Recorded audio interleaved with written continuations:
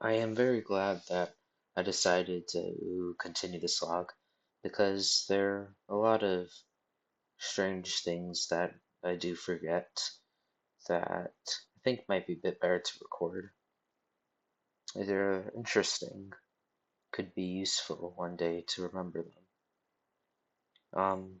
But anyway, this topic is a bit more serious.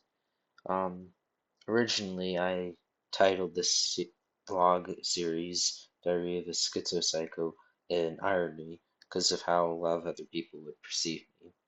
But it's come to my attention that I definitely do actually have some mental ailment of some sort. You see, the logic was in my head that no matter what I could see, that I wouldn't consider it really a mental ailment unless I acted upon in some way. And it's not just today that it happened. Have been several times in my life I did act upon it. It's just that the memory seemed a lot less serious and intimidating than the actual event. So I just reasoned with myself and told myself, no, well, it's not a kind of mental thing. It's just that I'm being dramatic.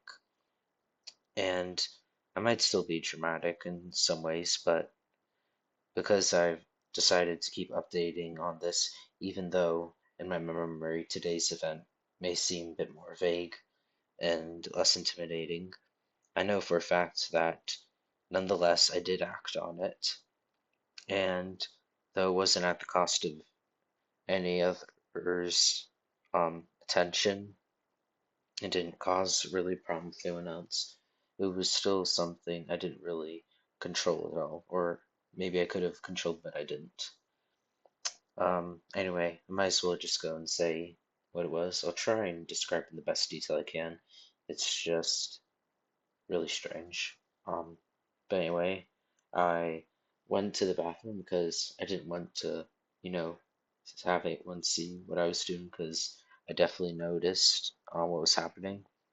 It started in this chair right here. Um, I started to feel the flesh all over my fingers specifically, or the tips of them, disappear, and not like just like turn translucent, but has in like I could, it would like I could like bite the chunks off. Not obviously I didn't, but that's what it felt like, and I felt something akin to it. Not really, I would say like extreme pain, because I would obviously probably been screaming at the top of my lungs if that happened, but I felt some kind of strange pain that made it feel real, though I knew it wasn't. But anyway, as this was happening, walked over to the bathroom. It got a lot worse. I started to go and put my fingers in my mouth to go and just try and match what was happening for some reason. I guess I was just curious. And then that's when um, I stopped kind of, controlling myself because then it got crazy. It got more and more all over. And then I kind of like laughed in pain out loud. Hopefully no one heard it. Um, I don't know how to explain laughing in pain really. It's just that it was so much for my mind to process. It was just the most random thing I guess my body did. And then, all while this is happening, I was also having I don't know if it's necessary. I'm going to describe it anyway. I don't see the downside in it. Also, while I was going and chewing my own flesh off with my own hands, I was also in at another time going and stabbing myself and eating other parts of my body. That when I say another time, it was like I guess you could say, no, I didn't believe it was an alternate reality, but it could be best described as an alternate reality where instead of me walking into that bathroom, I instead started stabbing myself.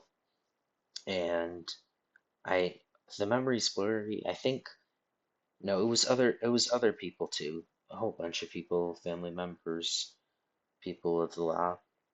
And obviously, even though I'm not really bothered by it, you'd say, well, by the graphic imagery since that stuff doesn't really upset me. What did upset me was that I couldn't, go out of it.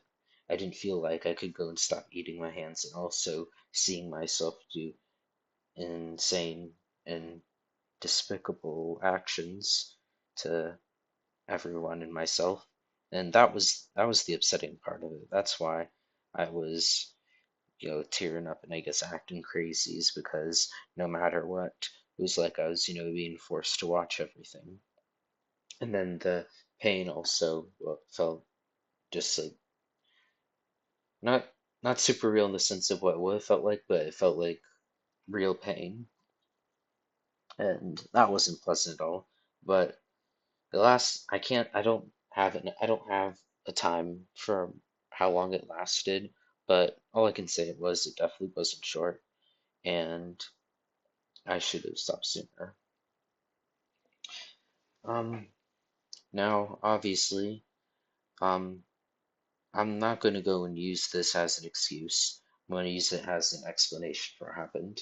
I mean, another explanation could technically be that the demons of the underworld were going and you putting images in my head to go and try and mess me up or scare me. But at that point, it really doesn't matter if it's a mental illness or that, because it's still to the same effect. I guess what I'm trying to say is that I'm obviously not and never going to use it as an excuse for what I do. And I'm not going to go next time when I have a vision or something like that. I'm not going to be like, well, it must be a mental ailment or something else's fault. It's not my fault. I couldn't have controlled it. Because that's quite a defeatist attitude. And um, I believe thoroughly that pretty much almost so I mean I don't know every mental illness that's documented by psychologists, but I know when people are given a title, they can use that title as a scapegoat for anything that bad they do or anything bad that happens to them instead of trying to do better. It is possible to go and try and do better, mental illness or not, because you can still have self-control. So, Um, I guess I'm going to use my memory of when this happened in this video specifically, so that next time something happens like that, I'm not going to bother participating in it. But yeah, that's it for today. Still no job stuff. Um, the medicine might be working. I'm not sure. I didn't have any headaches for the past 2 days all of a sudden, which is nice. Or any big ones. Yeah, that's it.